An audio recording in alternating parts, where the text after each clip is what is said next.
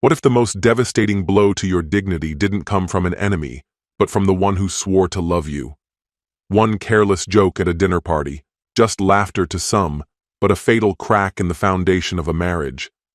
He endured the mockery, swallowed the humiliation, convinced himself it was all in his head, until the moment he realized his life was nothing more than a shadow of someone else's expectations. But what do you do when the truth hits too late? When undeniable proof of betrayal stares you in the face? This isn't a story of revenge. It's a story of breaking free, of reclaiming self-respect from the ashes of deception. Are you ready to face the most brutal truth? Hello, my friend. I'm so glad you stopped by my channel. If it's your first time here, don't forget to subscribe and like this video, as every like truly inspires me. Please tell me which city and country you watch this video from. Now, let's get started. That night remains seared into my memory with an unnerving sharpness. My wife had been adamant about hosting a dinner for her colleagues and their spouses, insisting it was essential for professional networking and strengthening connections. I spent the entire day preparing, scrubbing every inch of the house, meticulously crafting a 3-course meal, ensuring the wine was served at the perfect temperature. My only desire was to impress her guests, to make her proud of me. Initially, everything unfolded seamlessly. The conversation over appetizers was lively yet polite. The guests appeared comfortable, and compliments were freely given about the food, the atmosphere, the effort I had put into making the evening special. For a fleeting moment, I allowed myself to believe it would be a pleasant night. But then, without warning, the tone shifted in a way I could never have anticipated. By the time my wife finished her 3rd glass of wine, the discussion had veered toward relationships. She turned toward me with that smirk, one I had come to recognize as a harbinger of trouble, before addressing the table. "You know what's funny?" she began, her voice carrying just a touch too loudly. "When we first met, I thought he was the complete package, tall, accomplished, truly impressive." She dragged out the word impressive with exaggerated flair, punctuating it with a knowing wink. One of the husbands arched a curious brow. "And he's not?" he asked with a light chuckle. The group laughed, assuming it was the usual playful ribbing between spouses. She heaved a dramatic sigh, raising her hand and pressing her thumb and forefinger together until only the barest space remained between them. Let's just say, certain expectations weren't exactly met. The laughter that followed was immediate and raucous. A slow, creeping heat spread up my neck as I looked away, desperately avoiding their amused expressions. But she wasn't finished. Honestly, it's like being married to a teenage boy, always eager to get started, even quicker to be finished. You know what I mean? The laughter grew, but this time there was an undercurrent of discomfort. Someone attempted to redirect the conversation, but my wife waved them off. "Oh, come on, it's fine," she declared, shaking her head with feigned exasperation. "We all have our burdens, right? Mine just happens to be on the smaller side." She lifted her glass in a mocking toast, her expression expectant.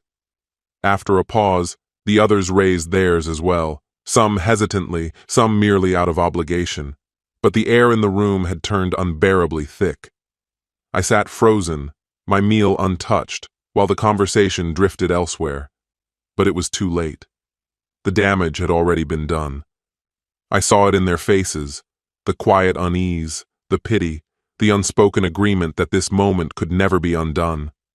My confidence, my dignity, my sense of self had all been whittled down to the punchline of a cruel joke at my own dinner table. Yet the worst part wasn't the humiliation itself. It was the realization that the person who was supposed to be my partner, my source of support, thought so little of me that she saw fit to ridicule me for her own amusement. I went through the motions for the rest of the night, clearing plates, refilling drinks, smiling at the appropriate times. But something within me was breaking, something fundamental in the way I saw my marriage, my wife, and myself. When the last guest finally departed, She carried on as if nothing had happened. When I confronted her, she merely rolled her eyes. "Oh, please. It was just a joke. Every couple teases each other.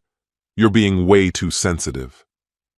Later, as she slept soundly beside me, I lay awake, staring into the darkness. Her words echoed in my mind. This wasn't the first time she had made demeaning remarks about my height or my performance in bed, but it was the first time she had done so brazenly, without the slightest hint of remorse.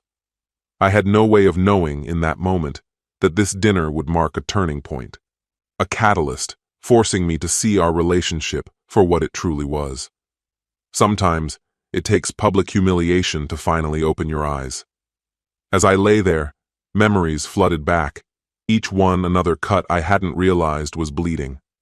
Our 8 years together had been littered with moments like this, tiny, sharp-edged insults disguised as humor, seemingly helpful observations that were really just veiled jabs.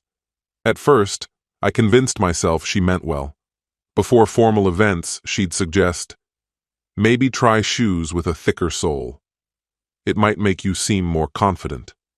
I told myself she was simply being considerate. But then came the remarks in the bedroom. At first, they were framed as constructive. Then they became blunt. "That's it?" she'd ask, the disappointment in her voice cutting deeper than any blade. "Already?" Or worse, she'd sigh and roll onto her side, murmuring, "It's fine. I've learned to live with it."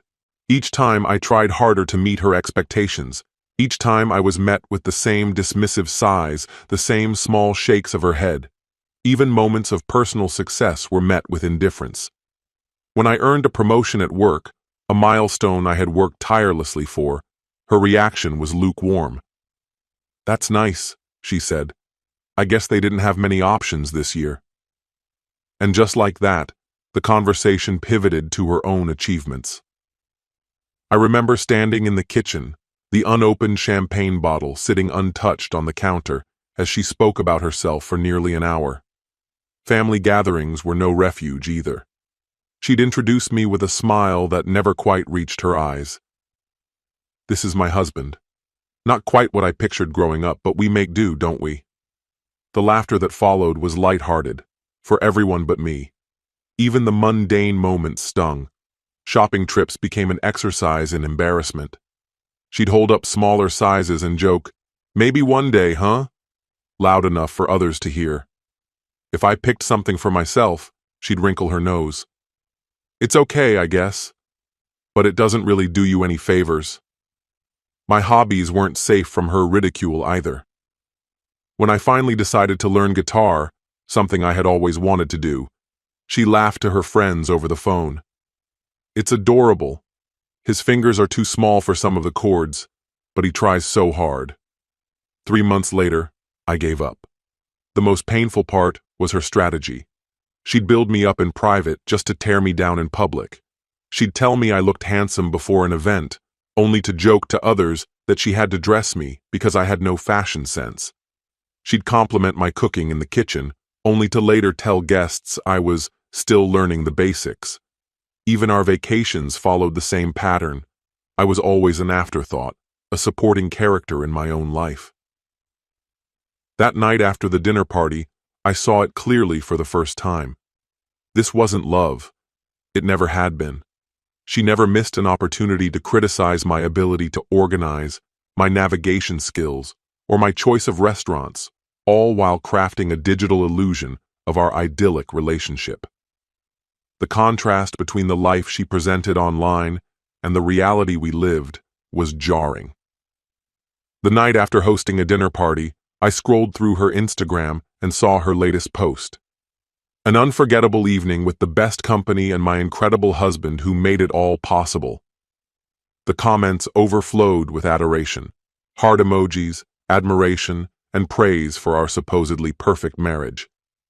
That was the moment it hit me like a freight train. I was living in 2 separate marriages. One was the picturesque fantasy she carefully broadcasted to the world, and the other was the private reality where I was a perpetual disappointment. As the morning sun seeped through the curtains, clarity settled over me. This wasn't love. It was manipulation. And it had been that way for years. Something inside me shifted. Suddenly I saw the patterns I had brushed off before, the way her phone never left her side, how she always placed its screen down when I entered the room, the frequent late-night calls she claimed were work-related but took outside, away from earshot.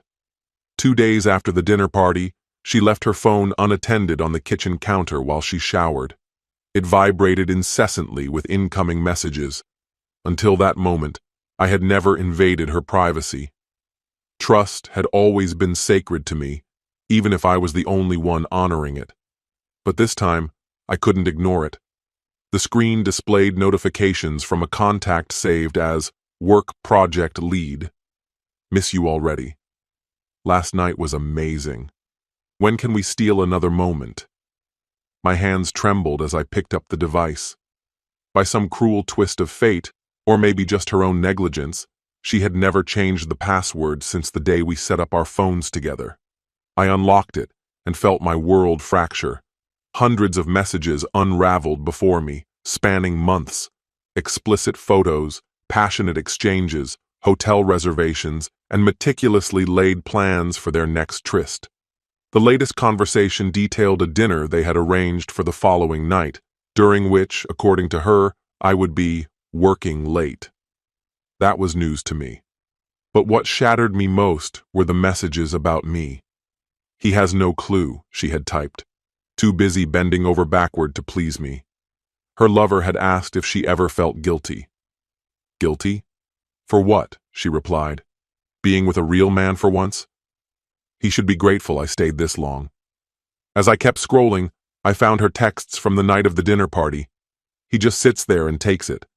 I practically called him weak and pathetic in front of everyone, and he still served dessert with a smile. Her lover had responded, "That's because he knows he doesn't deserve better than you." I set the phone down exactly as I had found it and walked to our home office. Methodically, I sifted through our joint bank accounts, credit card transactions, and phone records. The evidence piled up swiftly. Charges for hotels I had never visited, restaurant bills I hadn't been present for, expenses for non-existent work trips. The affair had been ongoing for at least 7 months. Her so-called work project lead was, in reality, a co-worker at her level. His wife, just as clueless as I had been, had sat across from me at our dinner party, smiling, oblivious. I printed out key documents, took screenshots, and compiled them into a folder. Then, I called my best friend and asked if I could stay with him for a few days. That afternoon, I contacted a lawyer. That evening, I played my part flawlessly. I asked about her day, prepared dinner, and suggested we watch one of her favorite shows, all while the folder remained hidden in my briefcase by the door. She sat beside me on the couch, texting him, a small, satisfied smile playing on her lips. "Good news from work?" I asked, feigning casual interest. "Just a project coming together," she said, barely glancing up. "Nothing you'd understand." I nodded, took a sip of wine, and studied the woman I had spent 8 years with, the woman who had systematically chipped away at my self-worth while betraying me with such ease. "I love you," I murmured, testing the weight of the words. She barely acknowledged me. "Love you too," she mumbled absently, eyes still glued to her screen. In that moment, something inside me solidified. This wasn't just cruelty. It was deliberate, calculated deception. And for the first time, I didn't feel despair. I didn't feel rage. I felt a calm, unwavering resolve. This had to end. The next day, I set my plan into motion. I transferred half of our shared assets into a personal account. I called my lawyer once more to finalize our approach. That afternoon, I left work early and moved my essentials to my friend's apartment. By the time she arrived home, everything was in place for the final confrontation. That evening, I prepared her favorite meal, salmon, roasted vegetables, and a crisp white wine. When she walked in, she seemed pleasantly surprised. "What's all this for?" she asked, tossing her keys onto the counter. Just felt like doing something nice, I replied, pouring her a glass. I smiled as she took a sip. The last lie I would ever tell her. How was my day? Chaotic, draining, the usual. She glanced at her phone, no doubt sending him one last message before calling it a night. We ate in silence, the air thick with words unsaid, until I finally broke it. We need to talk. She let out a sharp breath, rolling her eyes. Does it have to be now? I'm exhausted. Yes, it does. I placed a folder between us. I know. Her face shifted, confusion giving way to denial, then frantic mental math, and finally, defiance. Know what? She asked, playing dumb. I flipped it open, laying out the evidence methodically. Hotel invoices, text exchanges, dinner receipts, call logs. Her composure cracked. You went through my phone? She accused, as if she were the wronged party. That's a complete invasion of privacy. I did, I admitted without hesitation. After years of your ridicule and public humiliation, I finally stopped ignoring my gut. She scoffed, shaking her head. Humiliation? You're being dramatic. Am I? My voice was steady. You've criticized everything about me. My height, my career, even in the bedroom. Nothing was ever enough. And all the while, you were cheating. Her expression shifted instantly, tears gathering in her eyes. It was meaningless. A mistake. We can work through this. I shook my head. This affair is just one part of the problem. Even without it, I wouldn't stay with someone who sees me as beneath them. She reached for my hand, desperation creeping into her voice. I pulled away. You don't understand, she pleaded. Work has been miserable. He was just there. It was a moment of weakness. 7 months of weakness, I corrected. Her tears dried up as her face hardened. Fine. You want honesty? She crossed her arms. I haven't been happy. What did you expect? You never gave me what I needed, emotionally, physically, financially. A bitter laugh escaped me. And that's exactly why I'm leaving. I deserve better than someone who views me as a failure. She snorted. You?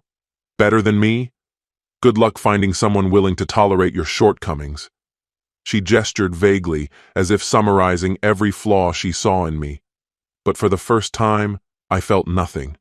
Just clarity. Looking at her, at the beauty warped by cruelty, I saw her for what she truly was. Someone who never loved me, only the control she had over me. I already spoke to a lawyer, I said. The paperwork will be ready tomorrow. I'll be staying elsewhere until it's final. For the first time, a flicker of panic crossed her face. You can't be serious. Where will you go? What will people think? That's not my problem, I said, standing up. As I walked to the door, she followed, grabbing my arm. Wait, we need to talk about this. You can't just throw away 8 years. I gently pried her fingers off my sleeve. You threw them away, I said, one insult at a time, one lie at a time, one betrayal at a time. For the first time in our marriage, something changed in her eyes. Not love, not regret, just the cold realization that she had lost her grip on me. Her voice dropped to a whisper. You'll regret this. You'll never find someone like me. I smiled. That's the point. I walked out with only a suitcase and my laptop. The night air was sharp, but it felt freeing against my skin. At the end of the block, my friend was waiting in his car, right on time. I had planned everything down to the last detail. Behind me, she stepped onto the porch, her voice cycling from anger to desperation. You think this is some big dramatic moment? You think you're teaching me a lesson? Get back inside. I didn't turn around. Her tone softened. Please. A quiet plea now. I'm sorry. We can fix this. I'll go to therapy. I'll do whatever it takes. For a split second, old habits nearly won. 8 years of conditioning almost dragged me back. Then my phone vibrated in my pocket. A text. From him, sent to both of us. Is everything okay? You're not answering my calls. Realization dawned in her eyes. She knew now that I had his number. A strangled, furious scream ripped from her throat as I reached the car. My friend glanced at her as we drove away. She doesn't look happy. She's not used to losing control, I murmured. The next 3 days blurred into legal meetings and logistics, but for the first time in years, I could finally breathe. My attorney expedited the divorce process. I opened fresh bank accounts. I arranged for movers to collect the rest of my possessions while she was at work. I signed a short-term lease on a modest apartment. Through it all, my phone never stopped buzzing. Her messages poured in, first furious, then pleading, then laced with threats, then filled with regret. She barged into my office, causing a spectacle that only reaffirmed my decision. She sent her sister to talk some sense into me, but after hearing my side, her sister quietly admitted she understood why I left. On the 4th day, I returned to the house with police escort to retrieve the personal items I wouldn't entrust to strangers, family photos, heirlooms, vital documents. She was there, eyes swollen from crying. "You really called the cops on me?" She spat as I stepped inside. "I'm just here to collect my things," I said, moving past her toward the bedroom. She followed silently, watching as I gathered what was left of my life with her. "What about everything we built together?" she finally asked.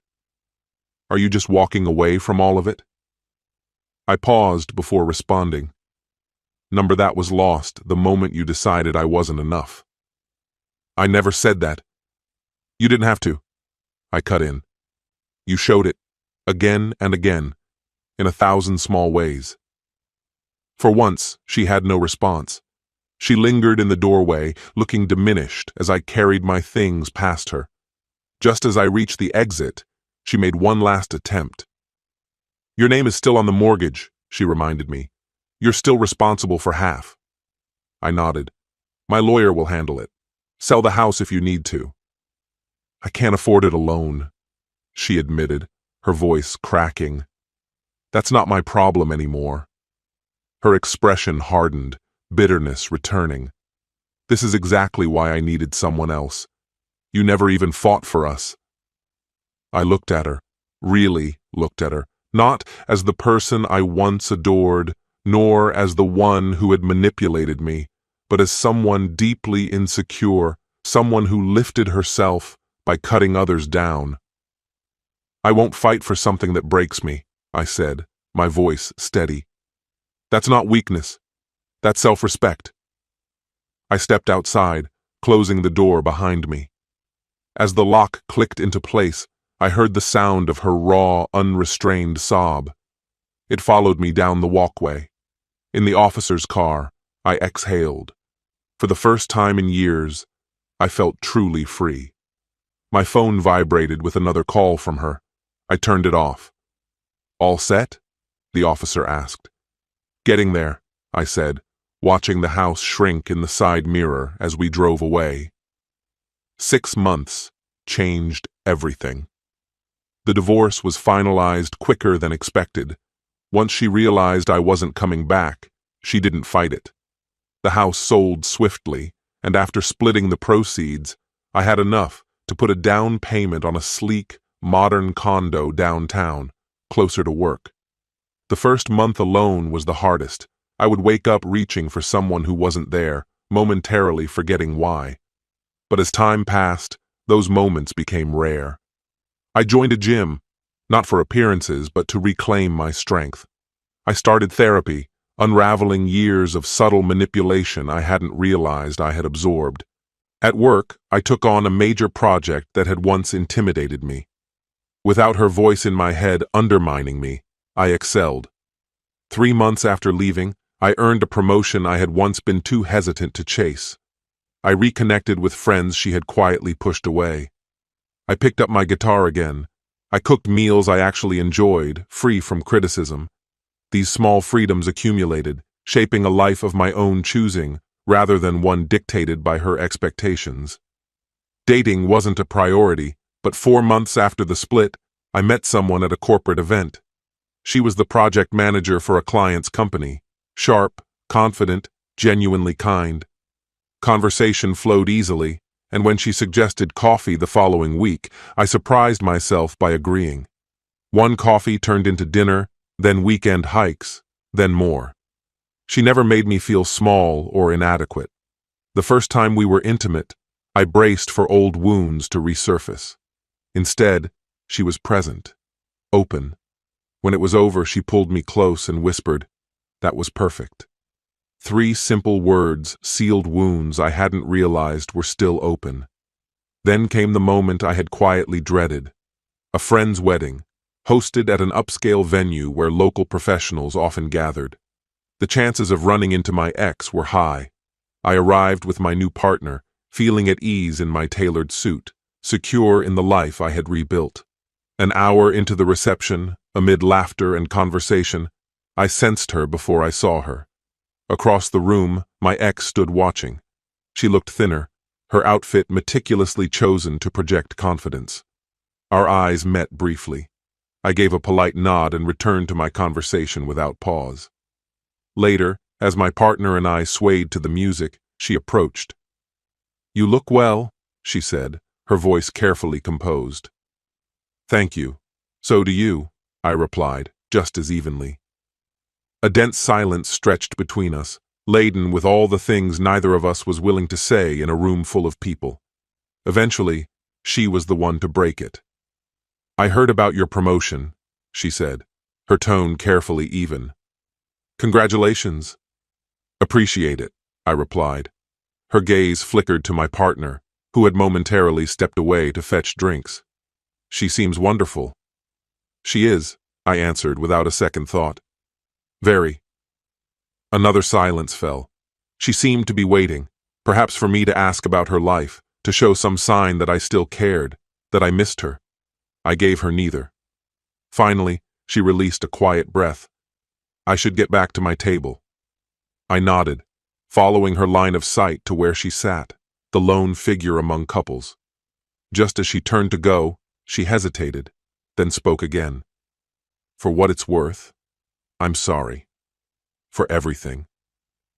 6 months ago, those words would have undone me. They would have carried the weight of everything left unsaid. Now, they were nothing more than a whisper of the past. "I hope you find what you're looking for," I told her, and I meant it. My partner returned, placing a drink in my hand.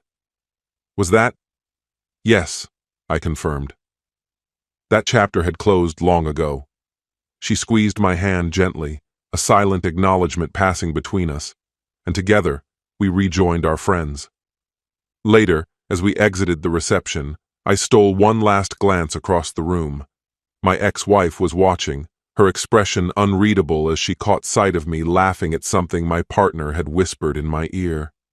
And in that instant, understanding settled within me. The greatest form of closure had never been revenge, nor bitterness, nor dramatic confrontations. It had been this: simply living well, free from the weight of our history. No lingering anger, no need for final words, just the quiet victory of a life rebuilt, fully and completely my own.